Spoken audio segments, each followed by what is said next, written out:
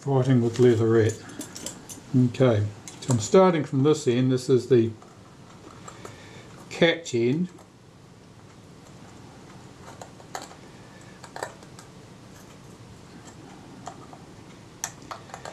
This of course is chrome brass under here, and this is all aluminium, and then there'll be a bit of chrome brass right at the hinge there.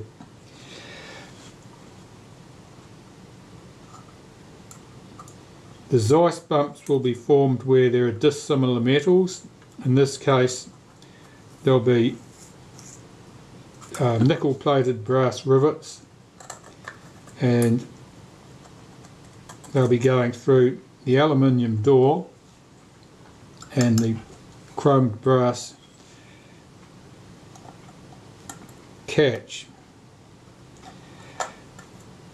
and I presume it is chemicals from the leather, from the tanning process, and you just need a little bit of moisture and the corrosion starts. In the corrosion products, as you'll see shortly, there's a green, waxy, soapy looking stuff.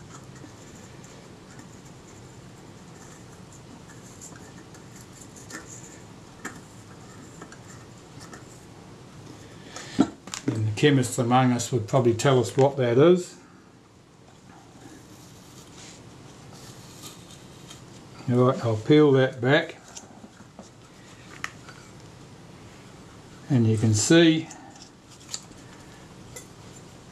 a large lump of crap here.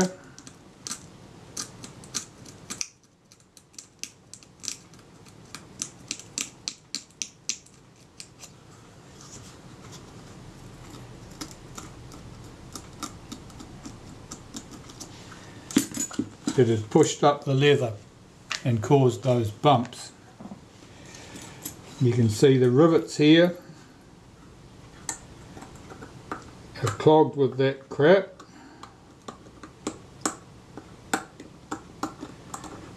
And there I can see exposed brass from the rivet, and I know it's going through aluminium, and of course we have the nickel plating and the chrome plating.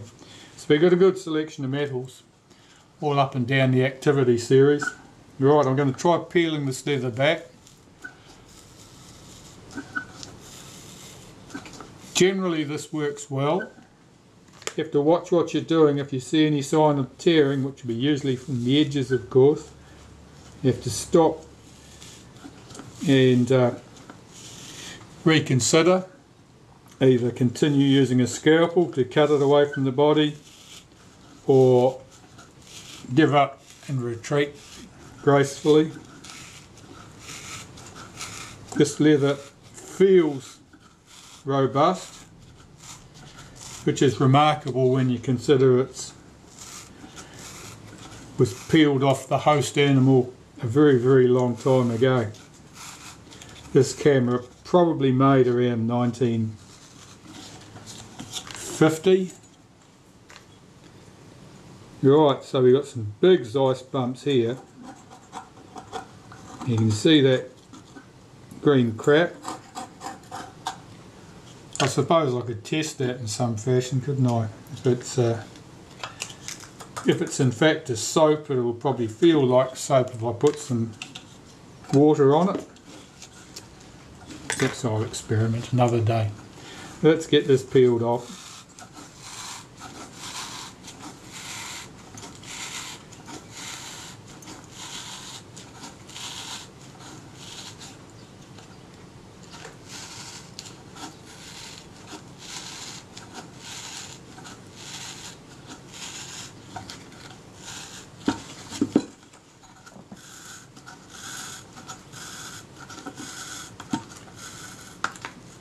You can see that the glue has done a remarkably good job, because we're tearing fibres off the leather here. There are leather fibres still attached to the back of the camera. The glue hasn't let go at all. Though you can also see here white deposits. Now that's corrosion on the aluminium body. and when that gets sufficiently bad, the adhesive does let go from the body and the leather just falls off. Right, it's stuck well there at that point.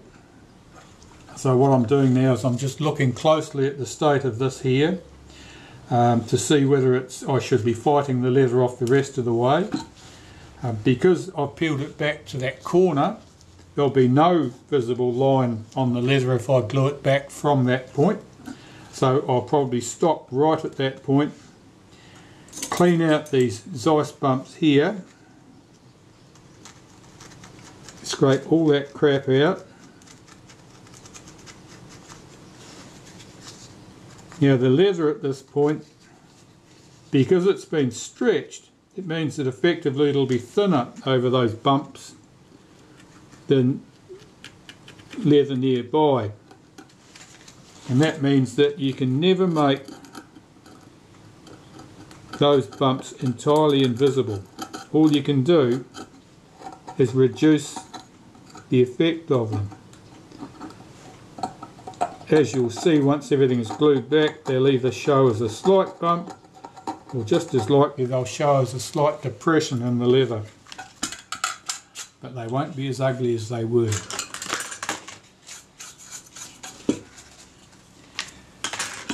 So I'm looking at the back of the camera here now. I'm trying to decide whether I want to try and clean that back to the aluminium or just clean this and glue it back. And I think cleaning it and putting it back is probably the optimum in this case, because that glue is quite tenacious. I would be there for hours trying to clean that off, and it won't make any significant difference in this case. That corrosion is not advanced enough to cause us any serious problem. Alright, so I've got to clean my leather, glue all that back down in place, and hopefully those bumps they won't exactly disappear, but they'll be considerably less noticeable than they are at the moment. At the base of the camera, I want to clean these corrosion products away from the base here. You can see that rubbish coming off. It's white. I presume that's aluminium oxide or some compound of aluminium. But all that stuff needs to come off, because it would compromise the glue. If it was a fairly thin layer, possibly it wouldn't compromise the glue to a great deal. It might just act like a primer layer to give the glue some tooth, if the glue soaked through it. Alright, well there I have a nice filthy camera body which needs to be cleaned. The leather needs to be stuck back on the back. The leather on the base will only get stuck back once the tripod socket's back in and once the front door's on. I'm looking at the front catch here. It's a bit dirty here at the moment, it's hard to tell. But it does move correctly. And it's not going to look any prettier if I take it out and put it back, so I think that's probably fine. So I've got to start cleaning things up. Well, I have my leather glued back in place, and you can see the Zeiss bumps are pretty much gone, but they're not exactly invisible, but they're by no means large protrusions sticking out the back like buttons. Now I've noticed that the leather patch on this side of the front of the camera is loose. I'm seeing what the leather's like on the other side. It appears to be stuck well. So I want to have a look at this and see if I can peel it back and re-glue it, at least as far as that corner. I'm checking to see what it's like, how it reacts.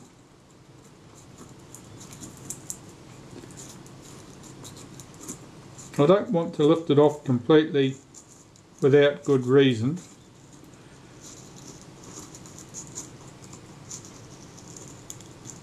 In case I tear it.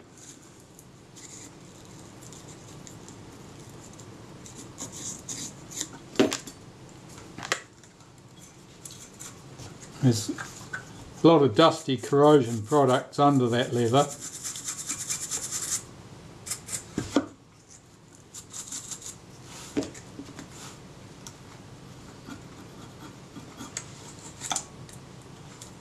So I want to pull it back at least as far as that corner, that edge.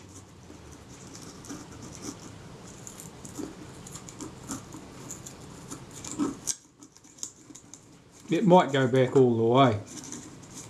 That'll do. Right, so I can see a lot of dusty rubbish under there. That's all corrosion product. And I want the bulk of that out before I glue that leather back down, because it will could compromise the adhesive.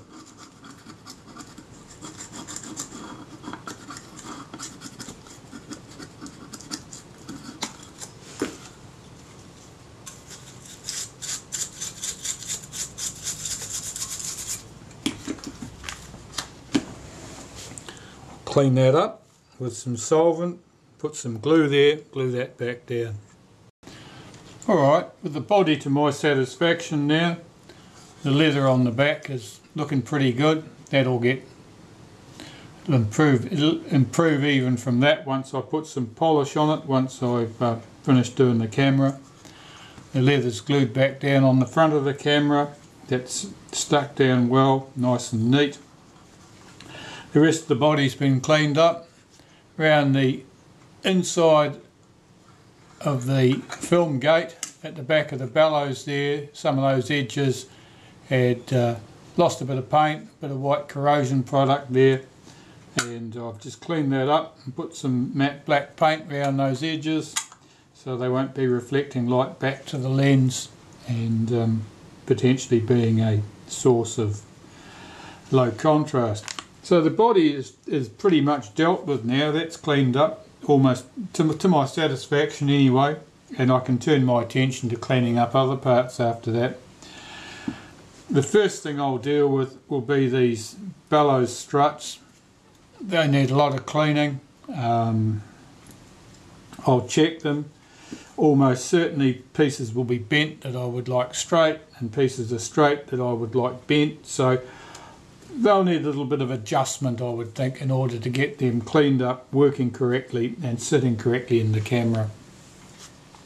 Here you can see the front door, and there's a fair bit of crud in there. I'm not sure what that is. Corrosion products mostly, dust and dirt. Looks like someone spilt their ice cream in there. Whatever it is, it needs to be cleaned, so I'll get onto that next. Well, I've got that part cleaned up reasonably well now. So that'll do for the door. I don't need to make it any shinier than that. Next I need to work on this focus mount. And you can see it's full of hard dry grease. So I've got to scrape out what I can scrape out and then rely on solvents to soften the rest. Then remove it. So here I'm just using a toothpick to encourage that rubbish out.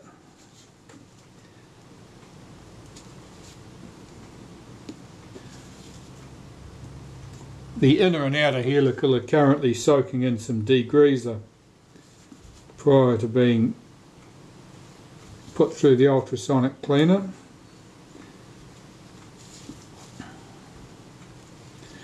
But as I say, I can't treat this component in the same way because the felt light seal on the back would just not like it, and neither would the paint.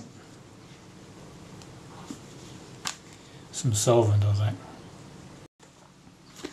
Alright, that's looking an awful lot better. That part will certainly function well enough now. I've got a few other components here that won't go through the degreaser and ultrasonic cleaner, so I'll clean them up by hand.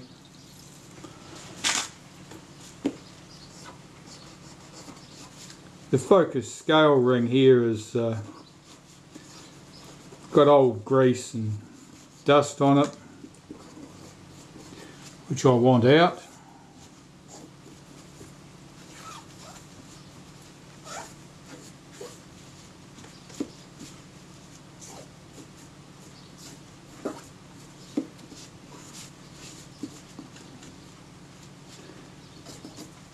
I can inspect this closely now to see if there are any other alignment marks other than the ones I placed on here, and there don't appear to be. There's certainly a mark here where the screw head will most certainly bit in, one opposite at 180 degrees, and another one there and slight mark there at the other 90-degree positions. So it doesn't look like the focus scale ring ever moved on the helical, which is good. That's the ideal. Often when the grease has dried out and gone stiff, the focus scale ring is often being forced because the helical will not move, and it shifts on the helical. And then you lose your position for the focus adjustment and it has to be reset. It all looks good.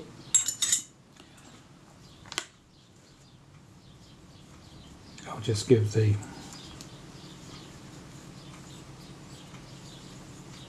film spool here a wipe.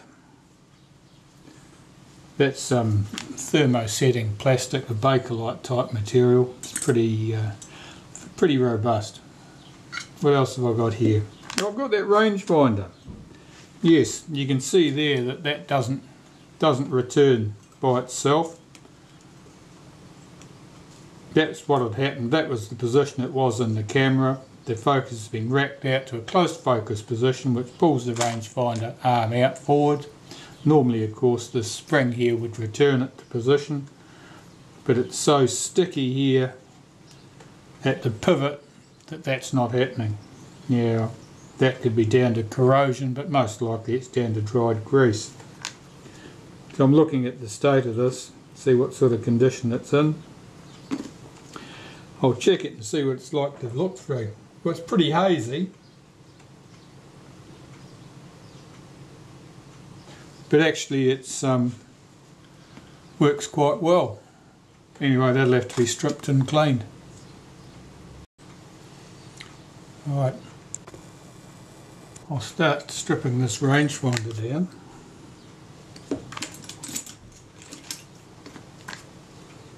I'll start by removing the pin that holds the return spring in place and see if I can unscrew the pivot screw here. I can see some corrosion on the arm there. Yeah, that did come loose. Sometimes those are very, very tight. That wasn't bad. The screw, the plain washer, the wavy washer, and then the arm lifts off. And have a quick look at the arm. Got the traditional brass or bronze bush in it. I'm just going to mark the position that sits at.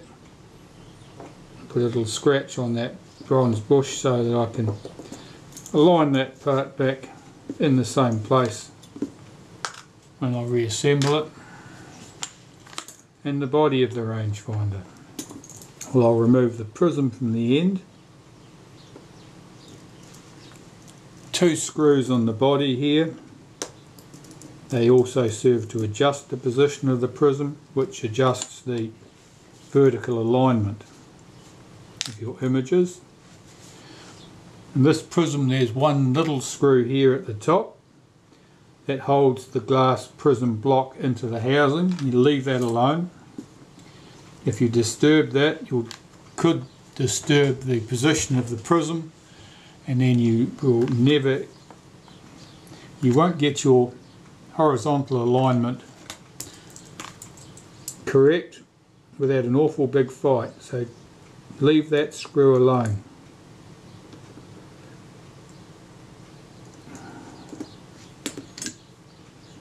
Just take that shield off, and it's 2 screws. Single screw holds this mask at the back, which holds the rear lens in place, the eyepiece lens, if I can encourage that out of its socket. There we go. And that's the rangefinder body stripped down. Now I can see it's very dirty and dusty looking here. No obvious dried grease, but that could be greasy marks. That surface will certainly need to be cleaned. The semi-silvered mirror at this point. Now the front surface, the surface facing to the front of the camera, that's got a lot of dirty marks on it. That surface is plain glass. That can be cleaned with a bit of glass cleaner and a cotton bud. And given that the filthy state of that piece of glass, I will clean that front surface first. The rear surface I will clean in the ultrasonic cleaner, so that I don't damage the semi-silvered, the thin, very, very thin layer of silvering that's on that lens. So, some glass cleaner on here. The reason I'm cleaning that front surface first is so that I do not have to clean this unit in the ultrasonic cleaner for an extended time if my main problem is stuff on the front surface. The ultrasonic cleaner will happily remove the silvering, and so I don't want it in there any longer than I need to. So I'm looking at the state of this glass now, and it already looks a hell of a lot better. If I didn't have access to an ultrasonic cleaner, I would be quite happy to leave that lens, that glass, just as it is. The inner surface is remarkably clean. The outer surface, the one facing to the front, that was the one that had all the rubbish on it, all the haze and dust and so forth. Yeah, that certainly looks quite good.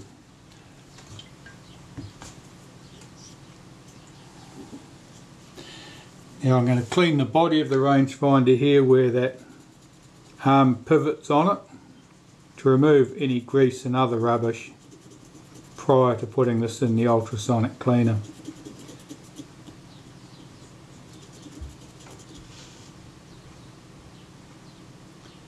That's all that's required there. Yes, that should clean up well. Now I'll have a look at the arm. Now the glass is of course a little bit grimy, but I'm more interested in the surface of that arm where it runs against the body, to see if there's any corrosion on there that's causing it to fail to swing smoothly. This is steel, of course, and so prone to corrosion.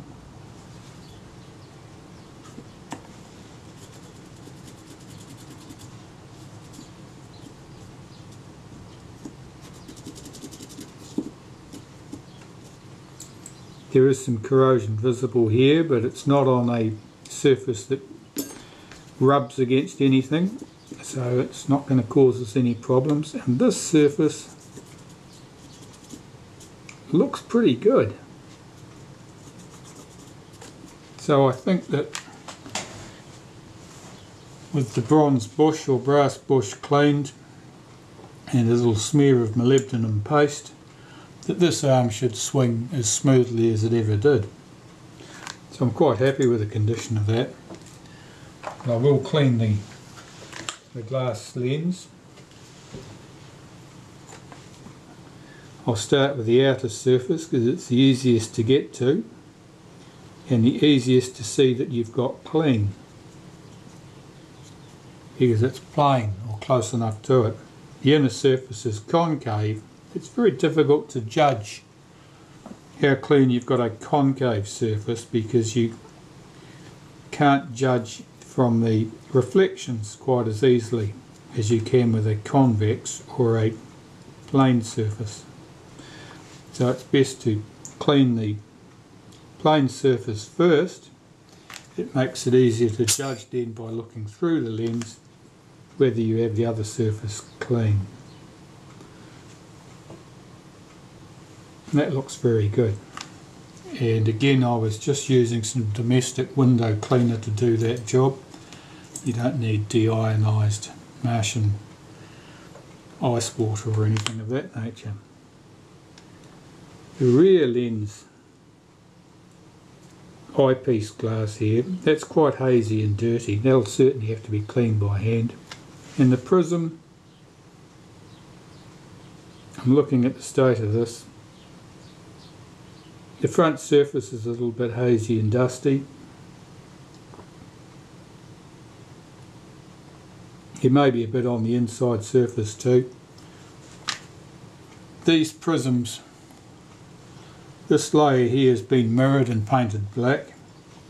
Of course you can't clean that surface if the silvering is deteriorated to a large extent. Effectively that's it, it's buggered.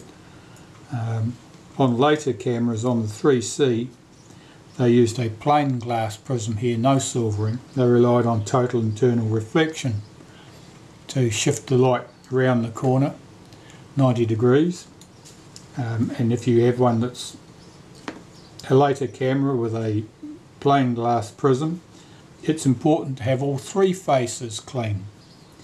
If there's a contamination on that angled surface, you won't get total internal reflection. You'll end up with the light being absorbed by the filth that happens to be on the surface, depending on refractive index and other exciting optical stuff that I don't know much about.